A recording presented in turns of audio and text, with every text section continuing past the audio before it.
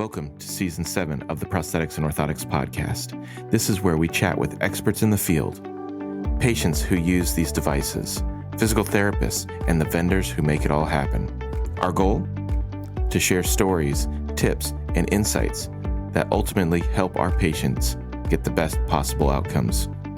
Tune in and join the conversation. We are thrilled you are here and hope it is the highlight of your day. Hi everyone, my name is Joris Peels, and welcome to another episode of the Prosthetics and Orthotics podcast with Brent Wright. How you doing, Brent? I'm doing well, man. I'm in the jungle of Guatemala, but I'm doing a clinic up here. So, how's Guatemala, Brent? Oh man, this is great. And you know what's crazy is it seems like I brought the winter weather here. I mean, it's like 80 degrees out, and people are wearing Eskimo jackets. It's the funniest thing. They are freezing. And so I don't know what that translates to in Celsius, though. But it's not jungly weather, which is great. But we're seeing a bunch of kids. I actually brought my bamboo lab printer down here, and we've already got it rocking and rolling. And so that's been really neat. We're actually going to be doing a couple pediatric arms on the bamboo lab printer, and then we've done a couple little tools that helps us capture the models. So I'm really thankful. I'll be using Comb Scan, and then obviously the bamboo lab printer. And so I'm still digging it. And believe it or not, you'll get a kick out of this. I invited the executive from the hospital that we work with to come over and check out the printer. And he goes, "I want that. How much is it?" So I'm actually going to leave it there. They're going to buy the printer from me, and I'm going to replace it when I get to the U.S. So I'm super excited about that. No, I think it's a great thing. I think it's going to change everything, really, seriously. I think, is it going to be them in 5 years? Is it still going to be the biggest 3D printer manufacturer or something like that? I don't know, but they really taught everybody that they need to really get much more ambitious. And everybody's going, trundling about in second gear. And now everybody knows I have to pump it up to fifth gear to even survive. So, things have really gotten a lot more exciting thanks to them. I think a lot more ambitious, and we're going to get a lot better printers as a result. So I think it's absolutely fantastic. Absolutely fantastic. I'm glad you use it in such a useful way. And when you do this kind of stuff, is it like there's a lot of planning, right? You have to kind of know what to bring and who to bring and all this stuff. Like the planning must be immense for this, right? It is immense, and I think that's one of the things that Life Enabled does very well. We work well with the local hospital here, Hospital Shalom, and what they do is they have not only a hospital, the people doing the amputations, but then they have some of the social work people that are keeping track of the people that have lost limbs or what have you, and so then we're able to take a look at that and we say, okay, so we've got the equipment and components to do this, or do we need to bring this? And so that's one of the reasons why I brought the bamboo printer, was I knew that we were going to be seeing a bunch of kids. And obviously kids stuff fits well on that smaller build volume of the printer. And so while I might not have known exactly what I was going to do, I already had some pictures and photos and some diagnoses that allowed me to know and have a little bit of a mind plan. But everything changes when you land, but at least you're somewhat prepared going into the week. Okay. And how many people you brought with you this time? So I brought two clinicians that I work with, and then I brought a technician, Diego Suarez, that works with Bionic. So with Tony and Sagar, who we've had on before. And so that's been really neat. And then we've got some support staff down here as well. So it's a small team, but we're small but mighty is what I say. And we'll be doing stuff for about 6 days. So we take 2 days of evaluation of patients, 2 days of fabrication, and then 2 days of fitting. And are you really are you going to do a lot of stuff? Is it just a lot of hard work, but you in advance you can realize it, or are there some certain things in there where you're like, oh, I don't know if we're going to be able to do that because that's kind of out there, that's really difficult, or you don't know that yet? Yeah. So, I mean, from yesterday was our first patient day.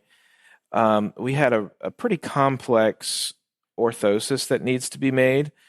And we just don't have the components nor the time. It's a very in-depth one to do. But here's where the digital scanning comes into play it was for knee braces for this little girl whose knees almost go fully backwards. It doesn't look good.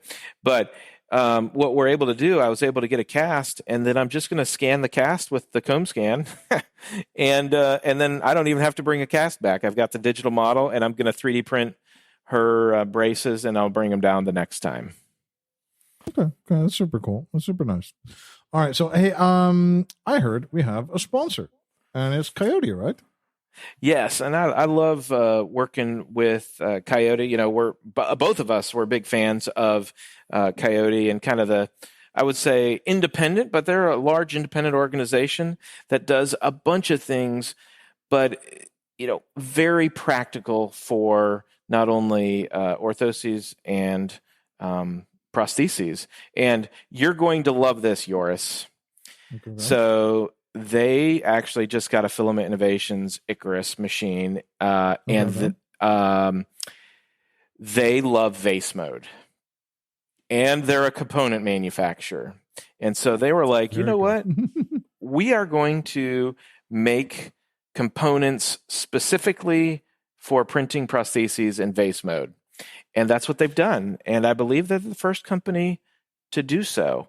And so I'm really excited. They're going to be the next show. They're going to be releasing some of those products at the next show. And, if it's anything like the other products that they've released, it's going to be great. And so I thought you would appreciate that, being a vase mode fan, but then also like this idea of how do you combine the strength and speed of vase mode to some of the practicality that we didn't have before because we didn't have the right components, and now they've done that.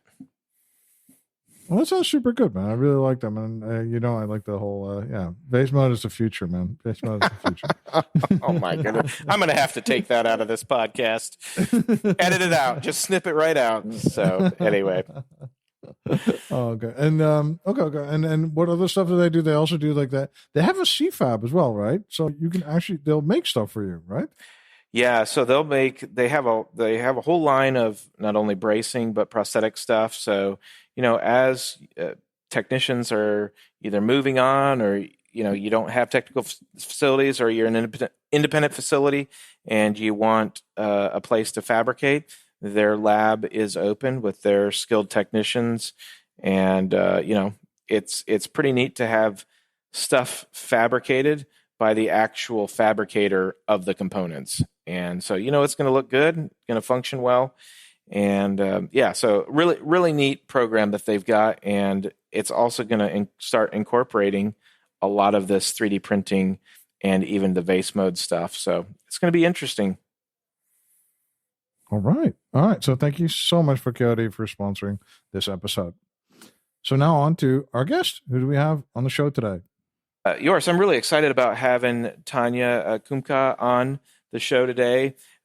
We interacted on LinkedIn a little bit. She had put some stuff out on LinkedIn that kind of made me pause just a little bit. And I loved the perspective that she had as far as how education impacts the country. So, a lot of the things that she does through her organization of Protez, which works with the government and other social organizations within the Ukraine, is how do we make sure that we create a way to be sustainable and we don't rely on outside help coming in. And I really like that. So I just reached out to her and said, hey, I would love to have you come on the podcast. She obliged and said, hey, I've got this little spot here. And so here we are today. And we've got a little bit of time with her to hear her story. All right. Thank you. Welcome to the show, Antonina. How you doing? Thank you. I'm doing great. Thanks for inviting me. So first off, how did you get involved with the prosthetics? It all started back in 2014 when Ukraine first was invaded and Crimea, the peninsula, was occupied. And then the war started in the eastern part of Ukraine. So the first injuries started coming in. And some of the guys were losing limbs and had really complex amputations. For example, bilateral lower limb amputation. And so at that time, I was running a charity that was not related to prosthetics, but just general humanitarian support. And we were working on a project that was where we delivered the e-readers to the wounded soldiers in hospitals. And one of the soldiers that we delivered the e-reader to was a guy who was missing both of his legs. And one thing he brought up kind of was the thing that made me think differently about the problem. So he said that there wasn't much available in Ukraine to help him come back to the functionality that he wanted, and whatever was available would not give him exactly what he wanted.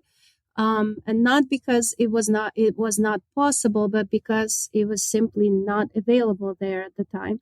And he would have to go abroad and get his prosthetics there. Plus, he would have to fundraise a tremendous amount of money for that.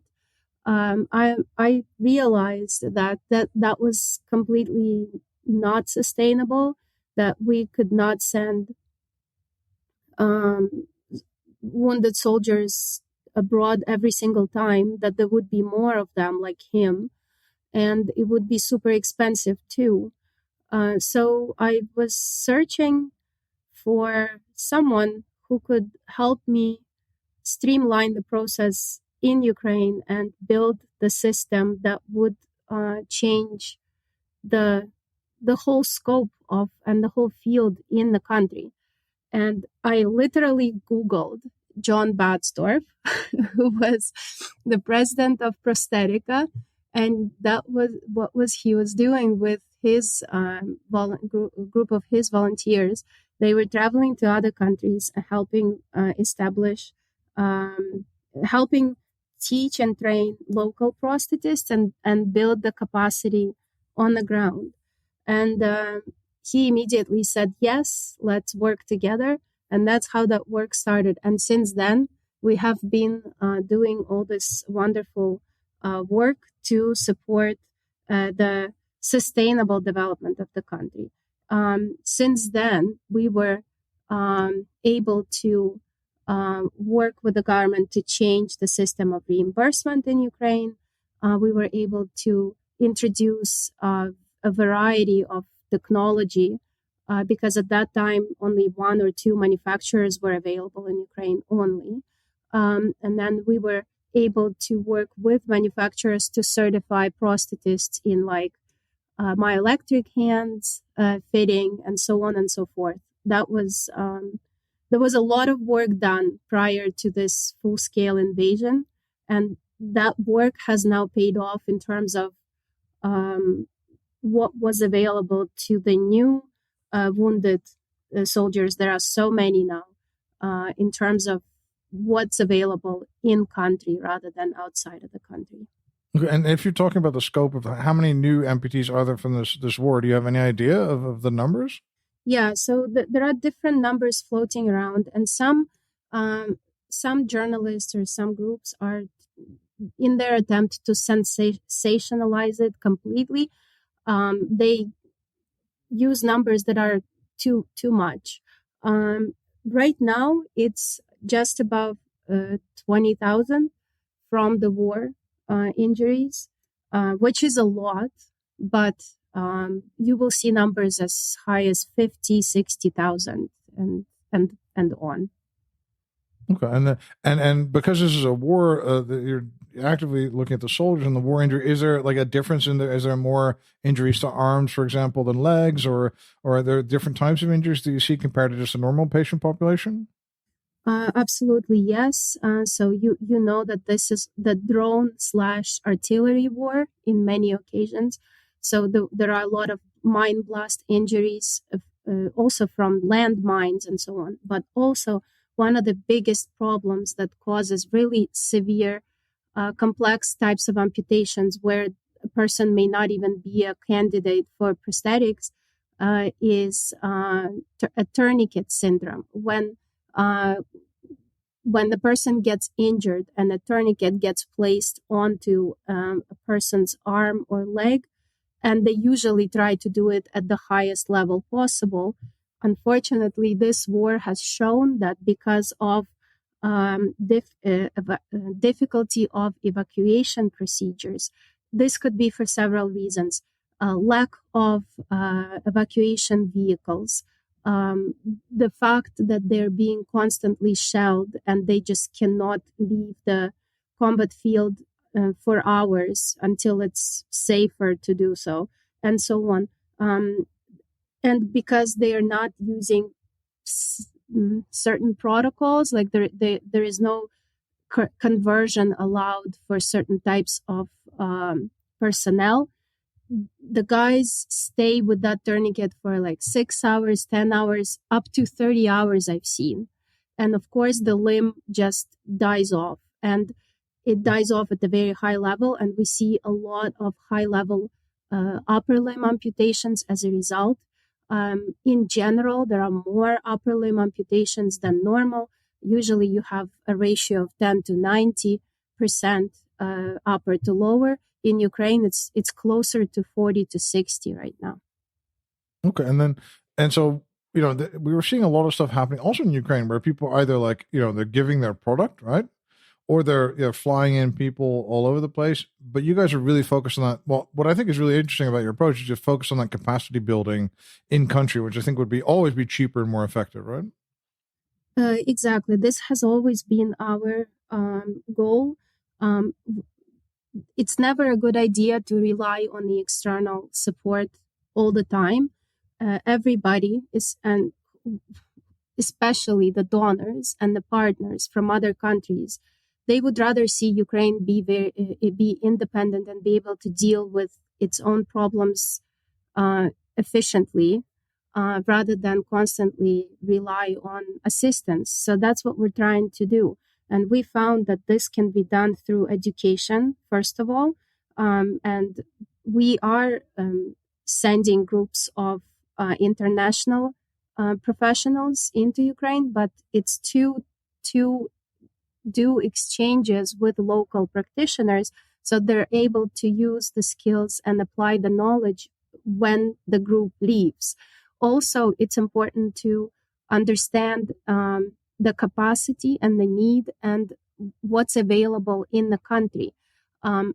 It's great to think of something that can potentially be available in 5 years, fine, but right now, these people are working with these types of things, and you can introduce certain things, but you have to make sure that they are viable, that they will stay and not just be used by you when you go there for 2 weeks. And then once you leave, none of that will stick. It will just not be accepted by the people on the ground. Then it's not a successful solution, and it's not sustainable in any way. So we're trying to avoid that, and we encourage others to avoid that. But unfortunately, there are still quite a bit of effort that's wasted on projects that bring things that are not necessarily going to stay there or be used there or are useful there at all. Okay, I think that's a good point. We saw it before, and when people in Myanmar, people were working with wood and lathes, and there's a tropical climate, so there's these local consideration. I think that's a really great point to make. So I also had a question around, that and the considerations, and I think one of the things that's interesting to me, and I know we talked about this, Tanya, before you came on, was I think people forget that Ukraine is a developed nation, right? So it's a first world country that needs first world solutions, so this is not developing world type of solutions that come. Can you just speak a little bit to that as far as, hey, we're doing, laminations and microprocessors and myoelectrics and all this stuff that is high tech, and not that the low tech stuff doesn't have a place, but it's not relevant in Ukraine at this time. That's correct. If you go back to the Soviet times, Ukraine was the country in the Soviet Union that was the major inventor and producer of anything to do with technology in the Soviet Union. So Ukraine had very strong engineers. There were manufacturing facilities producing rocket ships, airplanes, all kinds of things. So that legacy stayed, and it has transitioned into the field of prosthetics, because the field of prosthetics does have that component, the engineering component to it. In addition to that, there are also facilities, there are state facilities that have deteriorated, but the staff that has been working there and so on, they're still there. They know what they're doing. So it's the technology and the mindset and the abilities were always there in terms of the most not even not the basic, but the core technology or engineering capacity, and then you build up upon it. So when you speak about Ukrainian wounded soldiers, it's these guys want what Americans want. They see what's available. They know what's out there. They realize that the Ukrainian prosthetists are capable of delivering results. And plus, the Ukrainian government has now, actually for the past few years, has had a very good program for funding prosthetics. There is no need, in most cases, to fundraise for prosthetics. However, not every technology and not every prosthetic device can be funded. They have to go through certification and licensing as based on ISO considerations and other requirements.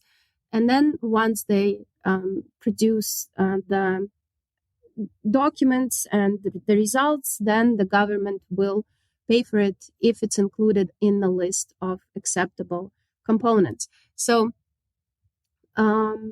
if we talk about technology that's developing or any of the startups or whatever, people come and try things, but Ukraine cannot be the testing ground for anything that people want to try.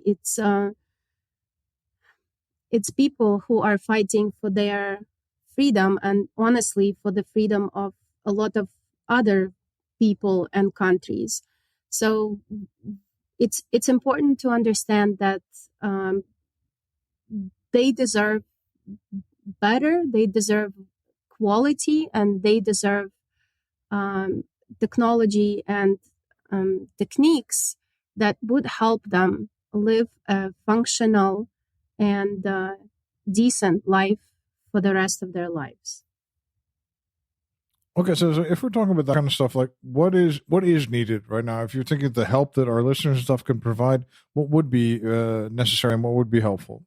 If we talk about a provision of prosthetic components, there are cases when civilians get injured. It's not as common as with military, of course, but in the case of civilians, there's sometimes need for prosthetic component co-financing. So if someone wants to help get better components for the civilians, that's fine.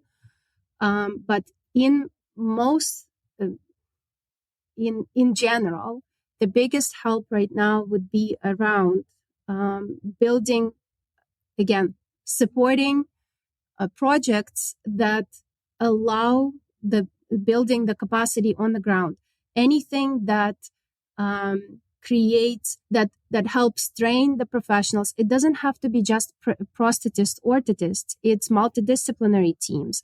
It's teams that work in the hospitals with the amputees, PTs, OTs, rehab doctors, and so on. There are some cities that are absolutely oversaturated with support, and there are other cities and towns that see just a little tiny fraction of that, and they are hungry for knowledge. They're hungry for how do we provide better care to those people that we end up with, because many of them have never had to deal with such numbers of amputees or such types of amputations. So now they are a little bit overwhelmed, and this is why when we work with different facilities, we try to choose for each subsequent training that we do. We try to choose the ones that we haven't worked with yet, or the regions that we haven't covered yet, and so on. Anything to do with education, anything to do with amputee support in general, psychological support is very important too, because that you can only imagine. And also certain types of amputees, for example, there are people who have lost both legs and they will not be able to go back to they won't be able to walk on the prosthesis. They will have to be wheelchair users. It's hard for them to accept it, and it's important to have programs that will help them work through that, realize that it's not the end of the world, and also train them and work with them to be effective wheelchair users. Or, for example, at the end of March, together with Enhancing Skills for Life organization from the US, we're going to be organizing a workshop for upper limb bilateral amputees in Ukraine.